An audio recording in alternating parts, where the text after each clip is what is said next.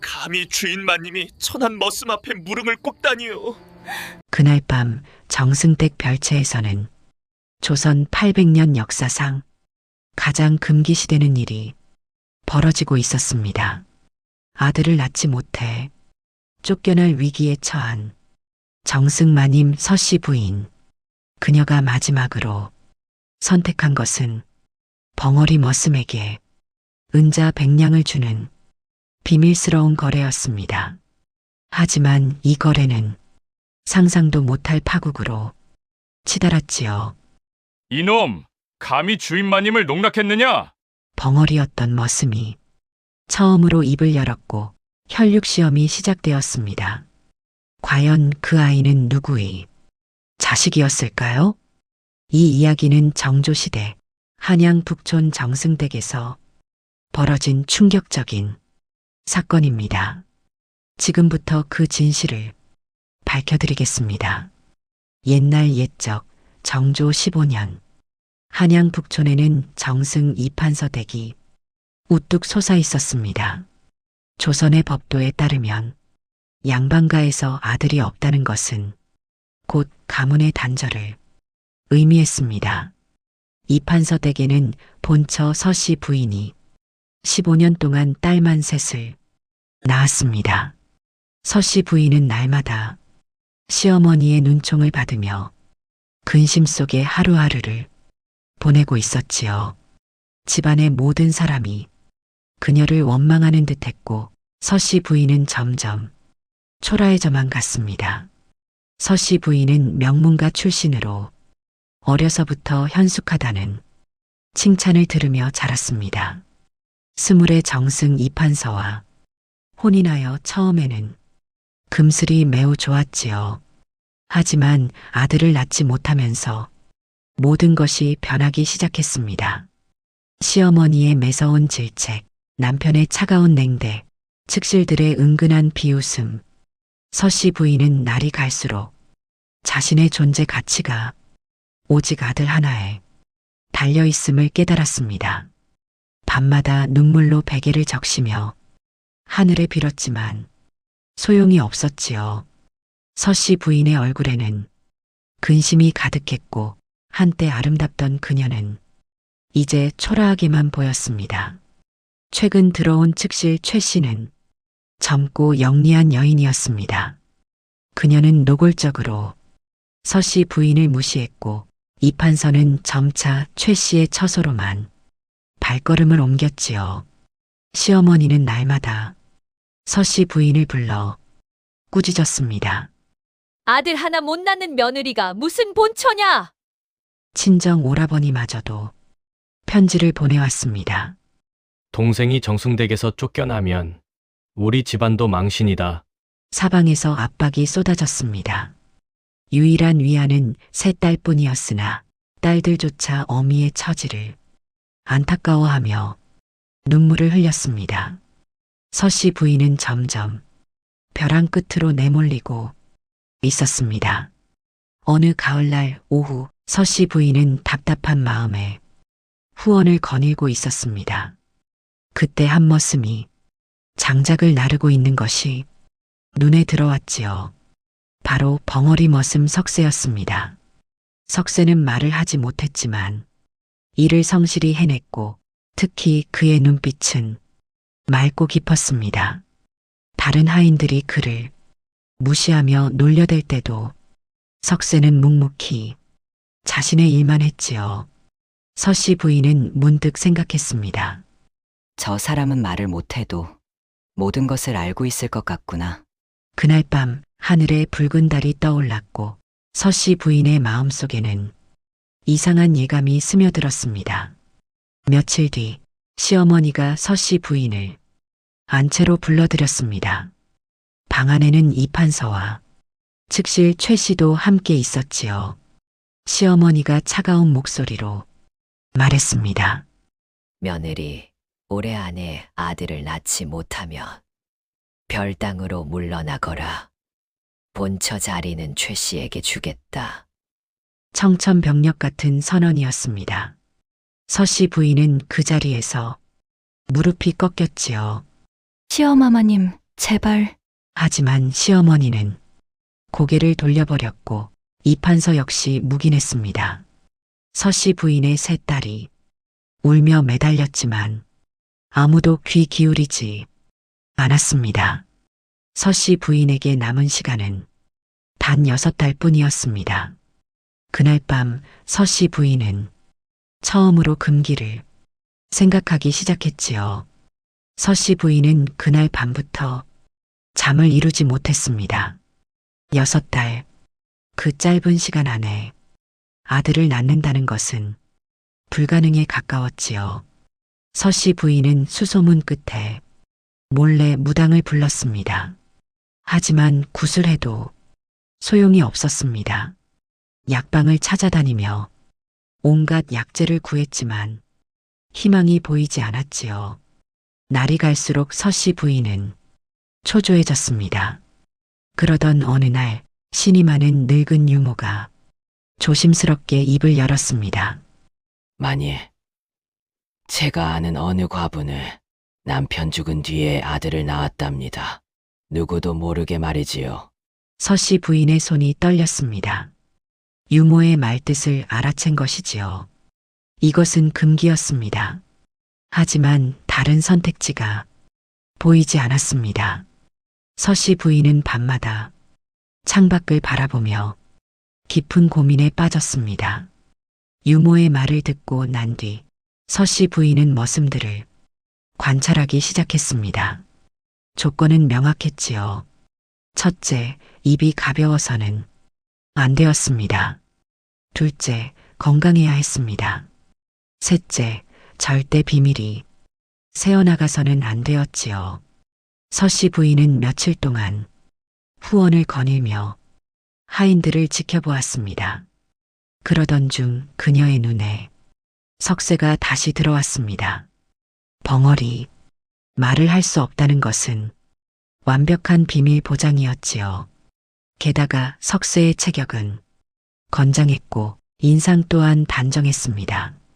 다른 머슴들처럼 술을 마시거나 잡담을 하지도 않았습니다. 묵묵히 자신의 일만 하는 석쇠의 모습에서 서씨 부인은 신뢰를 느낄 수 있었습니다. 무엇보다 그의 눈빛은 맑고 깊었지요. 서씨 부인은 며칠 밤을 고민하다가 마침내 결심했습니다. 석쇠라면 가능할 것이라고 그녀는 은자 100냥을 준비하기 시작했습니다. 달없는 어느 가을밤 서씨 부인은 은자 100냥을 보따리에 담았습니다. 손이 떨렸지만 이제 돌이킬 수 없었지요. 그녀는 몸종을 시켜 석쇠를 별채로 불렀습니다. 석쇠는 한밤중에 부름을 받고 놀라며 별채로 향했지요.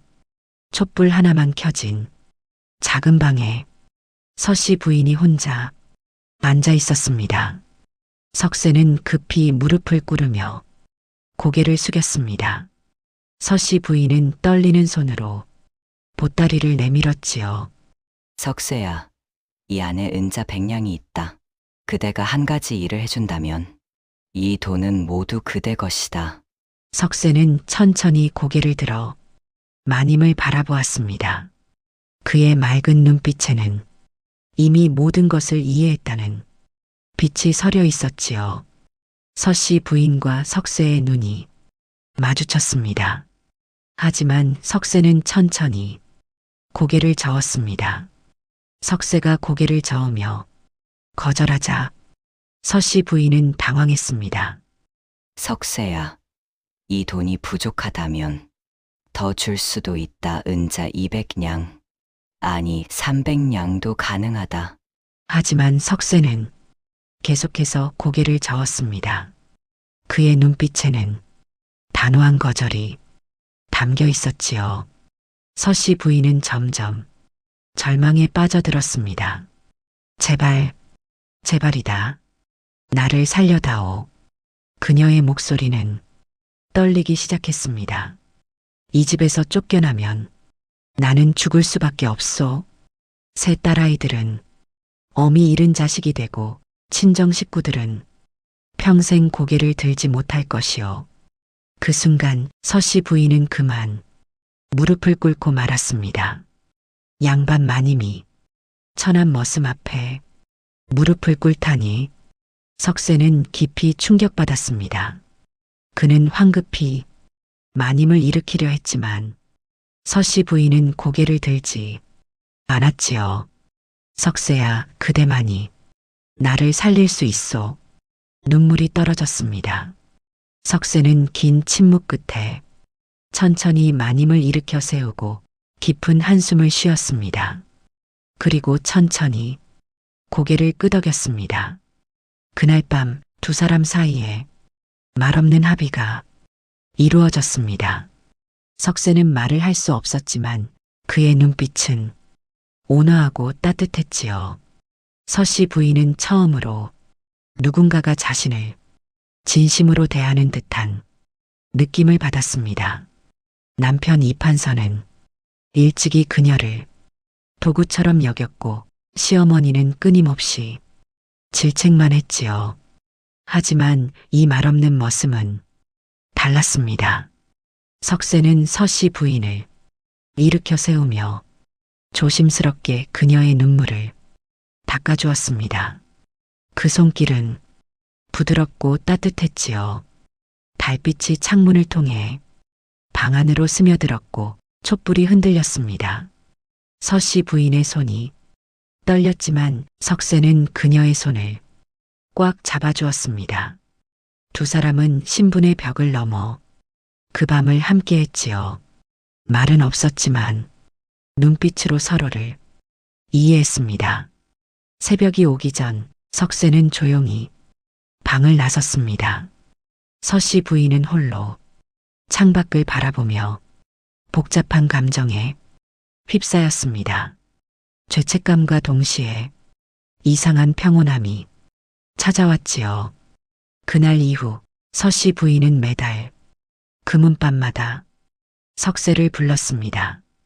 은밀한 만남이 계속되었지만 두 사람 사이에는 점차 다른 감정이 싹트기 시작했습니다. 석 달이 흘렀습니다. 서씨 부인은 몸에 이상한 기운을 느꼈고 의원을 불러 진맥을 받았지요. 의원이 고개를 끄덕이며 말했습니다. 마님, 아이를 가지셨습니다. 서씨 부인은 가슴이 철렁 내려앉는 듯 했습니다. 드디어 임신을 한 것이지요. 소식은 금세 집안에 퍼졌습니다. 이판서는 무척 기뻐하며 서씨 부인의 처소를 찾아왔습니다. 부인, 고생이 많소. 이번에는 반드시 아들이겠지? 시어머니도 태도를 받고 서씨 부인을 다독였습니다. 며느리 몸조리 잘하거라. 즉시 최 씨는 질투 어린 눈빛으로 서씨 부인을 바라보았지요.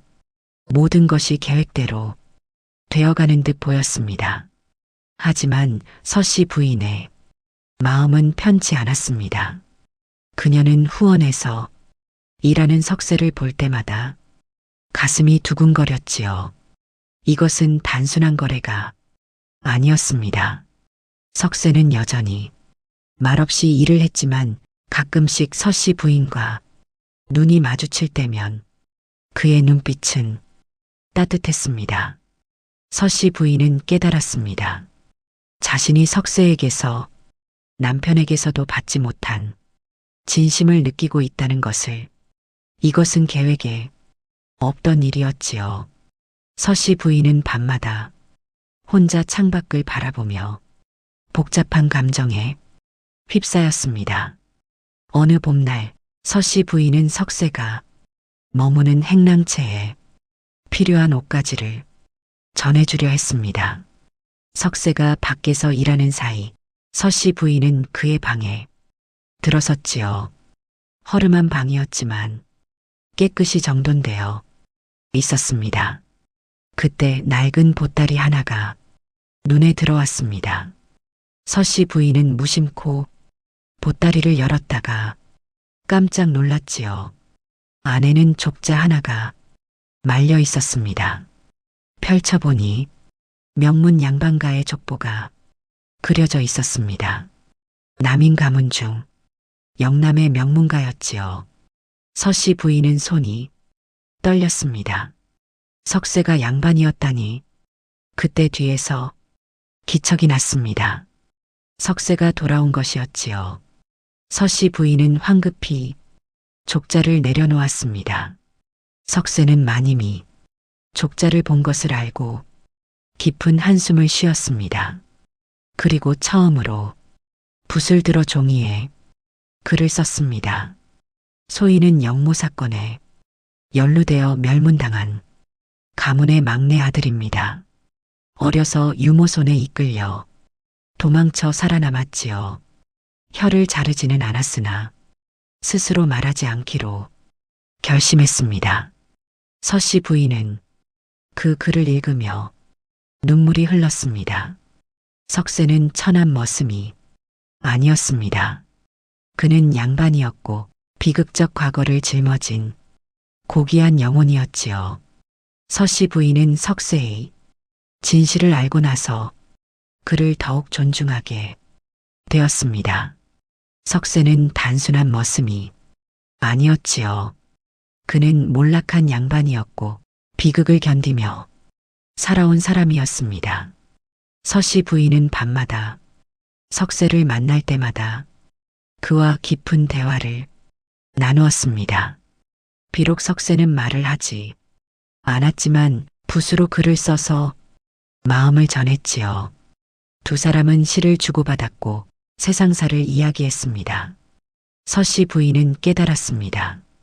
자신이 석세를 사랑하고 있다는 것을. 이것은 단순히 아들을 낳기 위한 거래가 아니었습니다. 석세의 고결한 영혼과 따뜻한 마음에 진심으로 끌렸던 것이지요. 하지만 이 사랑은 결코 이루어질 수 없는 것이었습니다.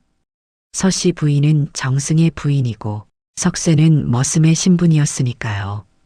그럼에도 불구하고 두 사람의 마음은 날로 깊어져만 갔습니다. 서씨 부인의 배는 점점 불러왔고 석세는 먼 발치에서 마님을 지켜보았습니다. 즉실 최 씨는 서씨 부인이 임신한 것을 질투의 눈으로 바라보았습니다. 어찌 저 늙은 여인이 갑자기 아이를 가질 수 있단 말인가? 최 씨는 의심하기 시작했지요. 그녀는 몰래 서씨 부인을 감시했습니다. 낮에는 하인들을 매수하여 서씨 부인의 행동을 살폈고 밤에는 직접 숨어서 지켜보았지요. 그러던 어느 금음날 밤 최 씨는 충격적인 광경을 목격했습니다. 서씨 부인이 별채로 향하는 것이 보였고 그곳에는 벙어리 머슴 석세가 기다리고 있었던 것이지요. 최 씨는 소름이 끼쳤습니다. 감히 본처 마님이 천한 머슴과 하지만 동시에 최 씨는 기회가 왔음을 깨달았습니다. 이 비밀만 밝혀내면 서씨 부인을 완전히 몰아낼 수 있을 것이었지요. 최 씨는 교활하게 미소 지었습니다. 그날부터 최 씨는 증거를 모으기 시작했습니다. 서씨 부인과 석세가 만나는 날을 기록하고 목격자를 찾아다녔지요. 시기를 보고 있었습니다. 가장 치명적인 순간에 폭로하기 위해서 말입니다. 서씨 부인은 건강한 사내 아이를 낳았습니다. 집안은 축제 분위기였지요. 이판서는 기뻐하며 잔치를 벌였고 시어머니도 손자를 안으며 환하게 웃었습니다. 서씨 부인의 지위는 다시 안정되는 듯 보였지요. 하지만 석 달이 지난 어느 날 운명이 뒤바뀌었습니다. 이판서가 대청에 집안 식구들을 모았을 때 최 씨가 나섰습니다. 대감 어르신, 큰일이옵니다. 저 아이는 대감님의 자식이 아니옵니다. 대청이 순식간에 소란스러워졌지요. 이 판서의 얼굴이 굳어졌습니다. 무슨 헛소리냐? 하지만 최 씨는 태연하게 말을 이었습니다. 본처 마님께서 벙어리 머슴과 간통하여 낳은 자식이옵니다. 저는 직접 목격했습니다. 서씨 부인은 얼굴이 새하얗게 질렸습니다. 아니옵니다. 그것은 거짓말입니다. 하지만 최 씨는 준비해온 증인들을 내세웠지요. 저들이 모두 보았다고 증언하겠습니다. 시어머니가 기절했고 이 판서는 격노하여 상을 내리쳤습니다.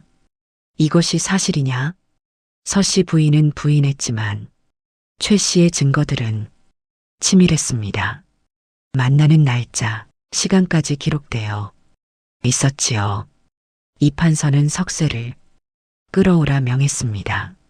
서씨 부인은 무릎을 꿇으며 울부짖었습니다. 제발, 제발. 하지만 아무도 그녀의 말을 듣지 않았습니다. 석쇠가 대청으로 끌려왔습니다. 이 판서가 소리쳤지요. 이놈, 감히 주인마님을 농락했느냐? 석쇠는 무릎을 꿇었지만 고개를 들지 않았습니다. 고문이 시작되려는 순간 석쇠가 입을 열었습니다. 모든 것이 제 잘못입니다. 사람들은 경악했지요. 벙어리가 말을 하다니. 석쇠는 침착하게 말을 이어갔습니다. 제가 마님을 협박하여 억지로 관계를 맺었습니다. 마님은 무죄이옵니다. 서씨 부인은 울부짖었습니다. 아니옵니다. 그것은 거짓말입니다. 석쇠는 아무 잘못이 없소. 하지만 석쇠는 끝까지 자신의 죄라고 주장했지요. 마님께서는 끝까지 거절하셨으나 제가 강요했습니다. 모든 죄는 저에게 있사옵니다. 이 판서는 결정을 내렸습니다. 이놈에게 곤장 100대를 치고 멀리 노비로 팔아넘겨라. 서씨 부인은 기절했고 석쇠는 조용히 형을 받았습니다. 피투성이가 되면서도 석쇠는 끝내 신음 하나 내지 않았지요. 석쇠는 곤장을 맞고 피투성이가 되어 끌려갔습니다. 서씨 부인은 별당에 유폐되었지요. 아이는 유모에게 맡겨졌습니다. 집안은 난리가 났습니다. 하지만 이 판서는 고민에 빠졌지요. 저 아이가 정말 내 자식이 아니라면? 세상에 드러나면 정승 집안의 수치였습니다.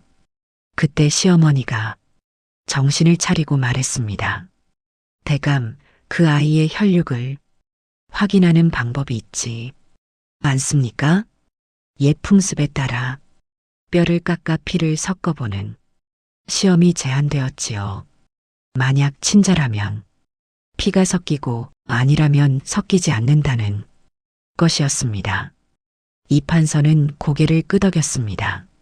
그리하도록 하라.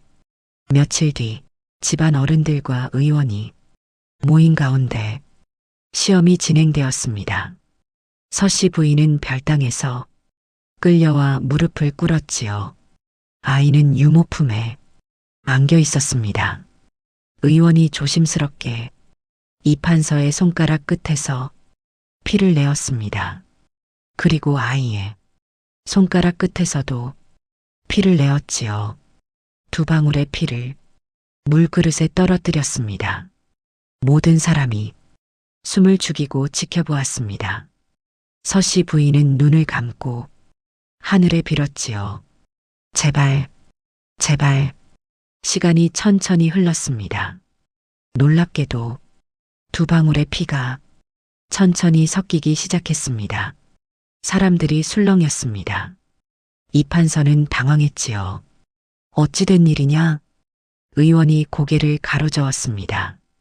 혈육 시험은 완벽하지 않사옵니다. 하지만 의원은 아이를 가까이 살펴보았습니다. 이 아이의 이마를 보십시오. 아이의 이마에는 작은 점이 있었습니다. 이것은 대감 집안 대대로 내려오는 독특한 점이옵니다.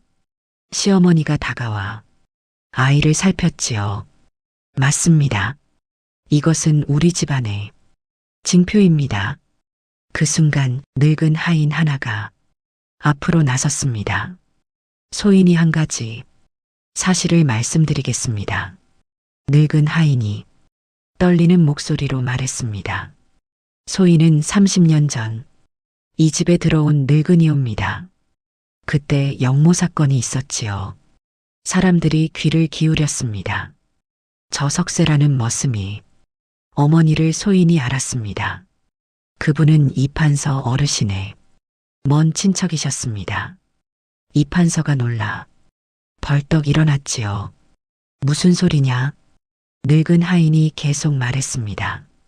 영모 사건 때 석세 어머니의 가문이 멸문을 당했사옵니다. 하지만 그분은 이판서 댁 반계 혈육이었지요. 석세는 대감님과 사촌간이옵니다. 의원이 고개를 끄덕이며 말했습니다. 그렇다면 설명이 됩니다. 혈육이 섞인다는 것은 같은 가문의 피라는 뜻이옵니다. 석세와 정승 어르신은 같은 혈통이시니 아이 또한 이 집안에 피를 이어받은 것입니다. 서씨 부인은 눈물을 흘리며 고개를 들었습니다. 시어머니가 아이를 안아 다시 살폈지요. 이 점 틀림없구나. 우리 집안의 징표다. 이판서는 복잡한 표정으로 주저앉았습니다. 그때 최 씨가 소리쳤습니다. 아니옵니다. 이것은 꾸며낸 이야기입니다. 하지만 늙은 하인은 석세 어머니의 족보와 편지를 꺼내 보였습니다. 이것이 증거입니다. 모든 진실이 밝혀졌습니다. 최 씨의 모함이 드러났고 석세는 천한 머슴이 아닌 양반 혈통임이 증명되었지요. 서씨 부인이 낳은 아이는 진정 이판서 집안의 핏줄이었던 것입니다. 이판서는 깊은 한숨을 쉬었습니다. 최 씨를 당장 이 집에서 내쫓아라. 최 씨는 비명을 지르며 끌려갔습니다. 서씨 부인은 그제야 안도의 눈물을 흘렸지요. 이판서는 즉시 석세를 찾아오라 명했습니다. 석세는 곤장을 맞아 몸이 성한 곳이 없었지만 대청으로 끌려왔지요. 이판서가 그 앞에 무릎을 꿇었습니다. 나를 용서하시오. 내가 그대를 오해했소. 석세는 고개를 저으며 다시 침묵했습니다. 이판서는 석세에게 자유의 몸을 주었고 또한 상당한 재물을 하사했지요. 그대는 이제 자유인이요. 원하는 곳으로 가시오. 서씨 부인은 다시 본처의 자리로 돌아왔고 시어머니는 그녀에게 사죄했습니다. 며느리 미안하구나. 내가 그대를 오해했구나. 아이는 정식으로 적자로 인정받았습니다. 집안의 모든 사람이 서씨 부인을 존중하며 대했지요. 하지만 서씨 부인의 마음은 편치 않았습니다. 석세가 떠난다는 소식을 들었기 때문이지요. 며칠 뒤 석세는 짐을 꾸려 정승댁을 떠나려 했습니다.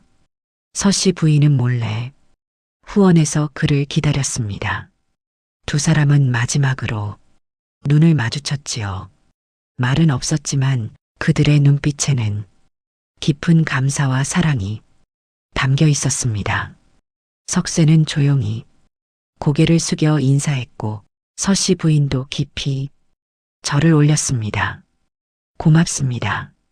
그대 덕분에 살았습니다. 석세는 마지막으로 미소 지으며 등을 돌렸습니다. 서씨 부인은 그의 뒷모습을 보며 눈물을 흘렸지요. 사랑했지만 이룰 수 없었던 사람, 하지만 평생 가슴에 남을 사람이었습니다. 석세가 떠난 뒤 이판서는 깊이 참회했습니다. 자신이 신분과 체면만 중시하며 진실을 보지 못했음을 깨달았지요. 내가 그 사람을 천한 머슴이라 여겼지만 그는 나보다 더 고귀한 사람이었구나. 서씨 부인은 다시 본처의 자리로 돌아왔고 이판서와의 관계도 조금씩 회복되었습니다. 하지만 그녀의 마음 한편에는 언제나 석쇠가 자리하고 있었지요.